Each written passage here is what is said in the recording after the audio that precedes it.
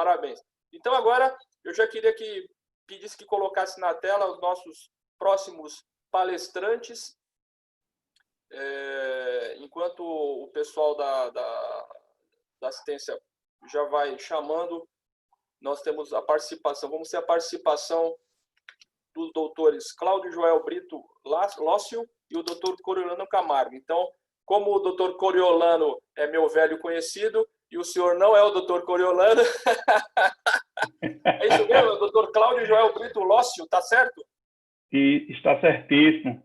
Ótimo, então eu já vou falar aqui do seu currículo. Ele é professor CEO Senior, é isso mesmo, CEO Senior do Sistema Senior Software, doutorando em Ciências Jurídicas pela UAL, Universidade Autônoma de Lisboa, em Portugal, mestrando em Engenharia de Segurança Informática pelo IPBGA Portugal, depois do senhor corrija, por favor, advogado com pós-graduação em Direito Digital e Compliance pela Damásio, pós-graduação em Direito Penal e Criminologia pela URCA e escritor também de várias obras jurídicas. Então, o tema de ambas as palestras será o idoso em face do cybercrime. Olha, o senhor não tem noção do quanto isso é importante, principalmente, gostaria muito que minha mãe estivesse assistindo isso, porque minha mãe, por ser mãe de delegado, às vezes ela contesta, ela recebe umas chamadas dessas tentativas enfim, que acontece por telefone, e ela fala, olha, eu vou chamar meu filho, ele é delegado federal e vai prender o senhor, né? Então, acho fundamental o tema, muito importante. Então, passo a palavra ao senhor, doutor Cláudio, fique à vontade, boa sorte. O senhor terá 30 minutos, eu avisarei no minuto 15, no minuto 25, no minuto 27. Boa apresentação, obrigado. Obrigado. Quero desejar bom dia, estou muito honrado em contribuir com uma fala de tamanha relevância, em um evento de tamanha relevância.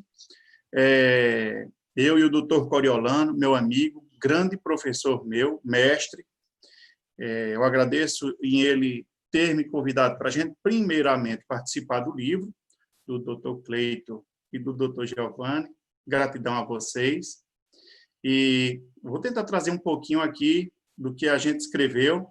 O nosso ênfase foi com base na educação, foi com base no preventivo. Então, a gente vai trazer aqui alguns pontos relacionados à cybercultura, e eu trouxe alguns slides para poder facilitar. Justamente a gente pensou que um momento, uma fala dessa pudesse ser veiculada para a classe sênior, né? E eu vou compartilhar aqui, que pode, inclusive, gerar uma maior cognição para todos.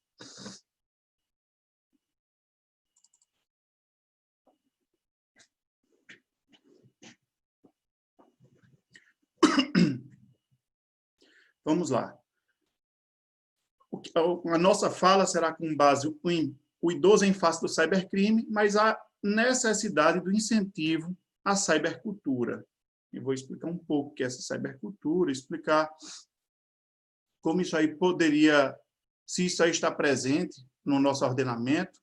E os agradecimentos eu já fiz, às vezes eu entro tão empolgado numa fala que eu esqueço de agradecer a todo mundo, mas eu já coloco um slide para me lembrar de agradecer. Gratidão ao doutor Giovanni, gratidão a todos que estão presentes aqui, que se dispuseram dos seus tempos para trazer um novo conteúdo, ou para, de repente, assistir. Gratidão ao doutor Cleito, gratidão ao doutor Coriolano e aos demais que estão construindo o evento.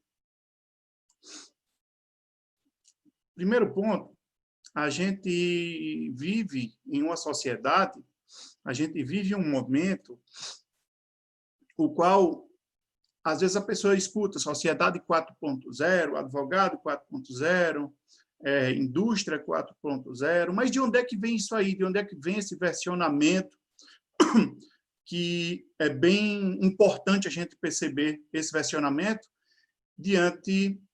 quando se trata de idoso. Em um primeiro momento, quando a gente vai ver um momento do peticionamento, por exemplo, o peticionamento era desenvolvido à mão, a punho. Posteriormente, surgiram máquinas de datilografia, posteriormente, máquinas de datilografia eletrônica, até assistindo uma fala do ministro Aires Brito, né, o ex-ministro Aires Brito, ele falou que quando começaram as máquinas de datilografia se tornarem eletrônicas, quando a máquina de datilografia ela entrou no período eletrônico, teve petição que não foi recebida porque foi desenvolvida por uma máquina eletrônica, foi digitada com uma máquina eletrônica. E eles queriam entender como era melhor aquilo ali antes de receber uma petição. Eles estavam acreditando, será que a máquina contribui para ele desenvolver melhor essa petição? Então, são fatos que a gente vai evoluindo com esses fatos, né? O fato, valor e, posteriormente, norma. E, nesse momento que existe as máquinas de datilografia, temos também um surgimento de um terceiro momento, que é o momento que surge o computador, que surge aquela impressora, mas que a internet ainda não estava na casa de todos. Ou seja, no momento que as petições eram feitas à mão, por exemplo, a gente faz uma relação direta com o primeiro momento de revolução industrial, com os aparecimentos de motores a vapor, com o desenvolvimento de motores. No segundo momento, com o surgimento da eletricidade, o qual possibilitou que surgissem as máquinas de datilografia eletrônicas, né, utilizando energia. O terceiro momento, que é o Moulgaia, ele aborda que foi com o surgimento do computador e da internet, e o momento de transição do 3.0 para o 4.0 é justamente quando há uma popularização desses computadores, dessa internet, uma internet na mão de muitas pessoas, um computador de mão. Hoje, o nosso smartphone, basicamente, ele tem todo o conteúdo necessário que a gente precisa. Ele tem um poder de processamento infinitamente maior do que um computador de alguns poucos anos atrás. E aí a gente vê também o momento que surge a inteligência artificial. Pessoas utilizando máquinas, pessoas utilizando de algoritmos para facilitar ataques, para também detectar ataques, né? Existem grandes profissionais que já utilizam, por exemplo, o Silence, que é uma ferramenta de detecção de quebra de instância, quebra de sequência de instância em um computador, por exemplo, e aí detecta, de repente, a atuação de um malware. Temos também o Harpoon, que é uma ferramenta portuguesa, que ele também tem esse controle de eventos, essa análise de eventos. Isso aí, a gente se remete a um momento de pessoas que iniciaram suas vidas sem internet alguma e não teve uma capacitação suficiente para utilizar a internet, que muitas vezes esse é o cenário que o idoso vive.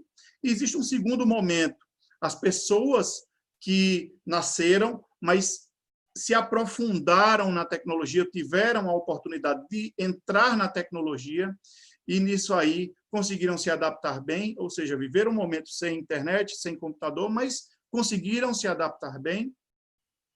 Chegou um segundo momento que a internet se torna, que os computadores e os smartphones se tornam essenciais na vida de uma nova geração, e existe a geração touchscreen, que já nasce utilizando o tablet as a service, um tablet, um celular, ele já nasce com aquilo ali, aquilo para ele é um padrão, como água e a energia. Então, no caso dos sêniores, dos idosos, a gente vê uma situação que realmente ele muitas vezes nasce e não tem esse acesso. O processo de globalização, nesse processo de globalização, ocorreu uma aceleração dessa comunicação, ocorreu esse momento de transformação digital, inclusive previamente citado pela doutora, que esse momento, inclusive, foi catalisado pelo momento pandêmico. E esse momento pandêmico fez com que as tecnologias fossem invocadas a todo vapor. Escolas pararam o momento presencial, o labor saiu do momento presencial e partiu para um momento digital. E nesse cenário, pessoas tiveram que se adaptar rapidamente, e não diferentemente o idoso. Quando fala de cybercultura, tem um trecho do livro de Pierre Levy que ele fala que a cybercultura é uma nova espécie de universo, é um novo parâmetro onde faz com que pessoas acreditem que aquele momento, que aquele cyberespaço seja um ambiente sem lei, seja também um espaço para ele expor exatamente o que ele quiser, um espaço para ele se libertar.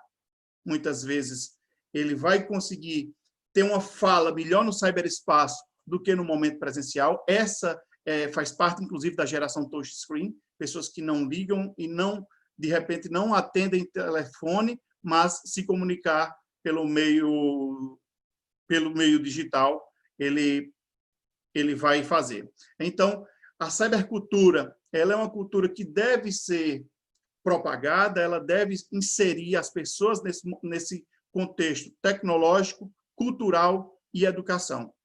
Quando a gente fala disso, o cyberespaço já é tratado, o termo cyber já é tratado de uma forma forte nas legislações. A gente vê o Tratado do Cybercrime, como o Tratado a Convenção de Budapeste, a gente vê a Lei do Cybercrime portuguesa, por exemplo, a gente vê o Departamento de Defesa dos Estados Unidos trata o termo cyberestratégia. Então, o nome cyber, o termo cyberespaço, ele é amplamente difundido nas legislações internacionais, e aqui no Brasil a gente tem um tratamento mais como, por exemplo, o direito digital, muito embora o termo cyber está presente em todos os locais. E a percepção de espaço, a percepção de tempo e espaço nos ambientes digitais é completamente diferente. O processo de investigação criminal é diferente. Uma perícia em um espaço digital é um procedimento também diferente, é muito delicado. A gente tem muitos profissionais aqui no Brasil competentes para essa área, mas não é suficiente para o que a Polícia Judiciária precisa. E muitas coisas, muitas informações, muitos dados podem estar permanentes no espaço digital, como nos protocolos de confiança, como a blockchain. E no Fórum Global Risks, que ocorreu em 2019, ele traz uma perspectiva de como é que será o ano de 2020.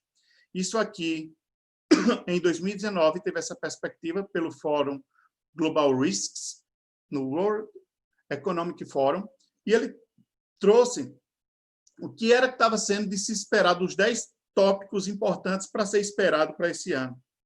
E a gente tem aqui, em quarto lugar, os cyberataques envolvendo fraudes de dinheiro. E a gente viu muito isso aí aqui nesse momento pandêmico. Outro ponto, os cyberataques causando impacto em estruturas, ou seja, desestabilizando estruturas. Está aqui em quinto lugar. Em sexto, a gente vê a perda da confidencialidade. E isso aí é um fato que pode ser provocado por vazamento de dados. E a gente vê aqui fake news, várias fake news, vários momentos onde, inclusive utilizando-se de notícias falsas para fazer o phishing, né? Fazer o ataque por phishing, e a gente vê fraudes com identidades, e isso ocorreu muito, e ainda vem ocorrendo muito. E nesse cenário aí, a gente vê que envolve a sociedade, envolve a tecnologia, é um momento que envolve vários espaços no planeta, não se limita ao Brasil, isso é o princípio da territorialidade, é muito denso quando se trata de ciberespaço, devido a ataques, por exemplo, envolvendo também a sociedade e a economia. Quando se trata de sociedade e economia, a gente entra e ataques e tecnologia, a gente entra, eu vou me limitar a um caso, por causa do tempo, que a gente vai envolver o phishing e o aplicativo de mensagem instantânea WhatsApp, que foi algo que a gente viu muitas aplicações nesse momento, fazendo com que trouxessem informações falsas para alguém clicar e aquele alguém passar dados que possivelmente seriam utilizados por terceiros não autorizados. E esse momento que se utilizou de phishing, o phishing é a pescaria. Vamos pescar um peixe, por exemplo. O cara constrói um exploit, ou constrói apenas um formulário. Muitas vezes a pessoa não precisa nem ter conhecimento na área hacking, por exemplo, na área hacking tecnológica, mas ele tem o hacking social, através da engenharia social. Ele cria, por exemplo, um formulário do Google, que qualquer pessoa vai lá e coloca, criar formulário do Google, e ele explica como é, cria uma mensagem de teste com um link para aquele formulário para alguém preencher. Então, ele só deseja os dados daquela pessoa, por exemplo. E nisso aí, esse momento da pandemia fez com que esse processo se elevasse muito, porque muitas pessoas tiveram suas economias abaladas nesse momento pandêmico, como também os oportunistas surgiram, talvez tenha dado um ênfase também aos oportunistas. E nesse cenário, teve uma aplicaçãozinha, uma plataforma que foi criada, eu trouxe até aqui a tela principal da plataforma, quando o cliente ele recebia um link, e nesse link, por WhatsApp, ele entrava nessa plataforma. Eu acabei cortando uma imagem que mostrava o link principal. E nessa plataforma aí, tinha os dados para a pessoa preencher. E quando essa plataforma informava que aquela pessoa receberia um kit de proteção. Mas, na verdade, aquela pessoa que tinha enviado estava querendo exclusivamente coletar esses dados e utilizar para outros fins, muitas vezes para solicitar o auxílio emergencial. E aí, a pessoa recebia tudo isso aqui com um símbolo do Brasil, e aquilo ali ela dava uma credibilidade, até lembro de Schopenhauer, que traz as falácias, e nisso aí ele trazia o símbolo da pátria amada para dar credibilidade ao phishing que ele estava realizando, né? Enganando as pessoas, se passando pela pátria amada. E aí, em uma revista, a revista Cybercrime Magazine dos Estados Unidos, ele tem alguns ênfases voltados aos sêniores, né, aos idosos, e nisso aí ele estima essa mensagem agora do finalzinho do ano de 2019, e ele estima os cálculos anteriores que teríamos uma perda com golpes de 36 bilhões de dólares anualmente, apenas na questão quando envolve o cybercrime, envolve os idosos e envolve também, ele trouxe um ênfase, foi pesquisado com base nesses 3 tópicos. No primeiro, as fraudes de phishing online ou por telefone, ou seja, pessoas se passando por outras ou se passando por qualquer outra, não diretamente por uma pessoa específica, mas por qualquer pessoa, para poder coletar dados e para utilizar esses dados para qualquer outra coisa, para criar um cartão de crédito, para criar uma conta bancária, para fazer um financiamento. E aí a gente vê também a fraudes de confiança e de romance, que também ocorre no cenário online, e fraudes com identidade, ou seja, a fraudes com identidade envolve a própria continuação do golpe de phishing, que esse golpe de phishing vai coletar o dado, e esse dado, aquele terceiro não autorizado, o atacante, o intrusor, o bandido, em outras palavras, que eu tenho que lembrar que essa palestra eu tenho que fazer para, de repente, algum idoso assistir também e compreender da melhor maneira possível. Tá? E essas fraudes de identidade, aquela pessoa que coleta, normalmente, ele vai utilizar esses dados coletados para qualquer outro fim, seja por telefone ou seja por ambiente tecnológico. Então, a dica é que, se você recebe, não clica em link algum, não responde dado algum por telefone. Se tal banco entrou em contato com você, se tal empresa entrou em contato com você, pedindo para você retornar e passa um número, não liga para aquele número, procura aquele número na internet, em uma plataforma segura, e retorna para o número que você encontrou. Normalmente, quando é um crime, é diverso. Quando é uma tentativa, né, vai ser um telefone diverso ao aquele que foi passado. Então, é muito importante perceber esses detalhes. Quando envolve um phishing, normalmente tem alguns tipos presentes no Código Penal, que temos envolvendo a falsa identidade, envolvendo o estelionato, envolvendo a invasão do dispositivo, muitas vezes, tanto no âmbito público, quando envolve o 154A, e no âmbito privado, quando envolve o 154A, e no ambiente público, quando envolve o 154B. E, nesse cenário aí, muitas vezes ainda ocorre a extorsão, porque, de repente, às vezes, o ataque ele traz um mecanismo de exploração que tem acesso ao dispositivo móvel. E, às vezes, naquele dispositivo móvel, pode ter uma foto íntima de um idoso. Pode ter. E, nisso aí, às vezes, o atacante ele coleta aquela foto e faz a extorsão com o idoso.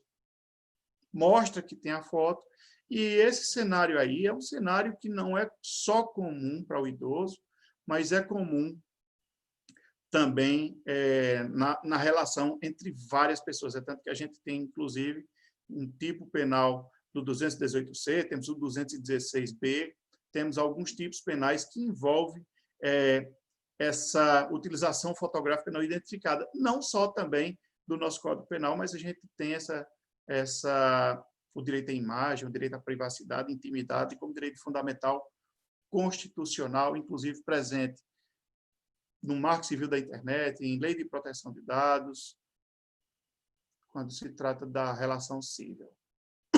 E aí, nesse cenário, eu trago um ciclo que eu costumo tratar, que quando a gente vai falar de educação, quando a gente vai buscar prevenção, essa educação está presente, a nossa Constituição é a Constituição cidadã, e nela está presente a educação, a cultura, ao direito a conhecer as tecnologias. Isso aí, a gente também tem isso presente, por exemplo, no artigo 3º do Estatuto do Idoso, onde deve promover a educação e cultura. A gente tem isso aí na Lei de Proteção de Dados, ações educativas. A gente tem também na Lei do Marco Civil da Internet, que deve ter ações educativas, em inserção cultural para o ciberespaço, por exemplo. E esse ciclo que gera uma resiliência no ciberespaço, ele é um ciclo virtuoso. E nesse ciclo, a gente inicia-se com a educação, esse processo de educação. Voltando, só para lembrar um detalhe, a gente tem uma campanha de combate ao tabagismo que é exemplo mundial.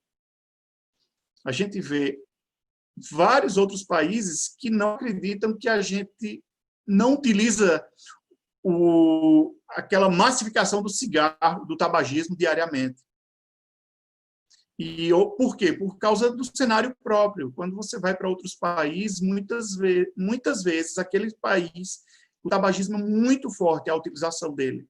E aqui a gente tem um combate pleno. Isso aí foi o quê? É educação. Então, o momento de educação do combate ao cybercrime envolveria o idoso, envolveria a criança e o adolescente, envolveria os adultos, envolveria todas as pessoas. E esse cenário de educação vai trazer a prestação de contas, aquela questão da responsabilidade, que a gente precisa evoluir, nossa responsabilidade também ao clicar um link, porque ao clicar em um link, aquele invasor, às vezes, pode ter acesso não só ao seu dispositivo, mas com um pouco mais de trabalho ele pode ter acesso a outros dispositivos que estejam conectados na mesma rede. E nisso aí a gente traz uma promoção do Accountability. Tem um livro excelente do João Cordeiro, que eu recomendo, ele traz o Accountability pessoal, privado e público. E nisso aí a gente traz uma evolução da ética, quando se trata do ciberespaço, o que é que se deve fazer, o que é que você acredita que se deve fazer, o que é que deve ser feito, promove a sustentabilidade do ciberespaço, porque vai minimizar a questão dos custos com reparação disso aí, E quando a gente trata de custos, o Fórum Global Risks de 2018, eu não trouxe o gráfico, mas ele mostra que a manutenção dos impactos causados com cyberataques fica colado no investimento gasto com crises de alimentos mundial. Vê aí, empresas gastam para sanar um cyberataque quase que equivalente ao que se gasta mundialmente para se sanar a crise de alimentos. É muito, é enorme. Infelizmente, eu não trouxe esse gráfico, mas se você colocar Global Risks 2018, você vai ver esses gráficos no próprio Google. Essa sustentabilidade no meio do ciberespaço Doutor vai... Cláudio, Oi? o senhor vai ter mais 5 minutos, depois eu vou passar a palavra para o doutor Coriolano, porque eu havia entendido que o senhor ia fazer os 30 minutos, mas o doutor Coriolano já entrou aqui, já pediu a palavra, e em 5 minutos eu passo a palavra a ele. Pode ser? Pode ser demais. Eu já tinha me programado para isso aqui, já estou concluindo. Esse é o penúltimo slide. Tá bom, muito obrigado. Obrigado também. Já peço a assistência técnica para colocar o doutor Coriolano na sequência aí. E aí a gente tem uma promoção da cidadania, a gente tem uma promoção da democracia relacionada aos direitos, garantias e liberdades individuais.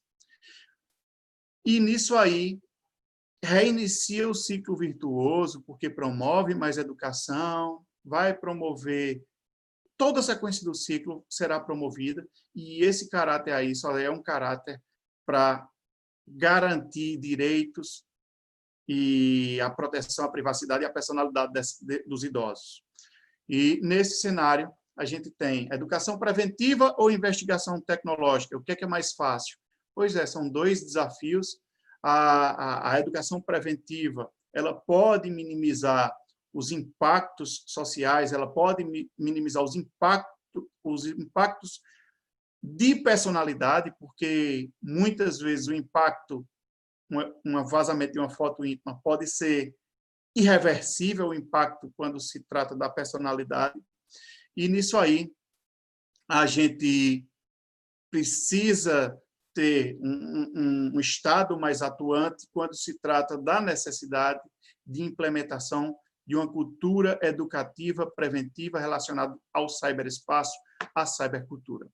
E quando se toca, no tocante da investigação tecnológica, são desafios que existem algumas práticas antiforense, existe o princípio, existe a territorialidade, existe a soberania, que muitas vezes o ataque ele não vem do Brasil, não está na nossa competência soberana, e vai poder dificultar para o perito forense essas práticas. Tá?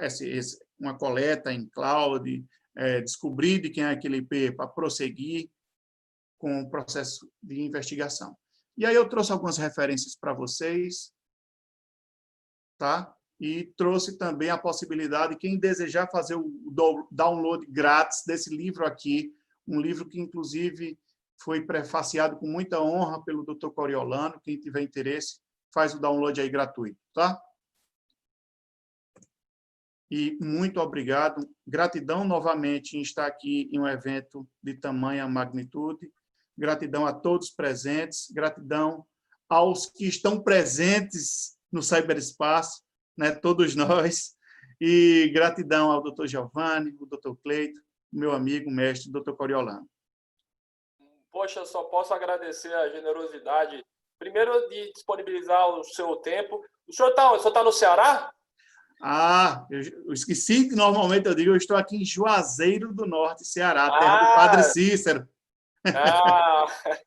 Reze pelo Brasil aí para ajudar a passar esse momento ruim que vivemos e que os momentos sejam bons.